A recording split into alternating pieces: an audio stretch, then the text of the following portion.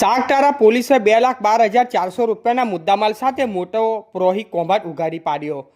સાગટારા police station દ્વારા દારૂબંધી વિરોધી ઝુંબેશ અંતર્ગત એક મહત્વપૂર્ણ કાર્યવાહી કરીને વિદેશી દારૂના મોટા જથ્થા સાથે 2 મોટરસાયકલ ઝડપી પાડવામાં આવી છે। પોલીસ ઇન્સ્પેક્ટર શ્રી જીબી પરમારના માર્ગદર્શન હેઠળ અને surveillance squad incharge PSI DSP લાડના નેતૃત્વ ટીમ દ્વારા સતત પેટ્રોલિંગ હાથ ધરવામાં આવ્યું હતું।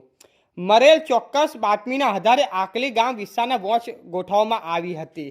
દરમિયાન મીઠીબોર તરફથી આવી રહેલી 2 મોટરસાયકલોમાં શંકાસ્પદ ઇસમો ભાગી ગયા હતા, પરંતુ પોલીસે સ્થળ પરથી મુદ્દામાલ કબજે કરવામાં સફળતા મેળવી હતી। આ કાર્યવાહી દરમિયાન ભારતીય બનાવટના વિદેશી દારૂની કુલ 672 બોટલો તીન કબજે કરવામાં આવ્યા હતા, જેમાં 576 quarter bottle Royal Select Deluxe વ્હિટીન 1,04,256 અને 96 ટીન માઉન્સ 6,000 બિયર 18,144 મળી કુલ દારૂ કિંમત 1,22,400 થાય છે।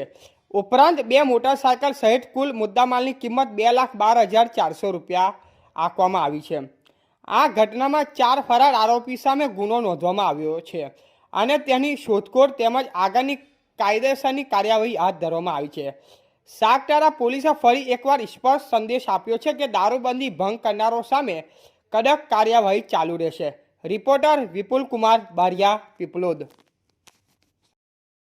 हमारी चैनल ने लाइक शेयर एंड सब्सक्राइब करवाना ना भूलशो। धन्यवाद।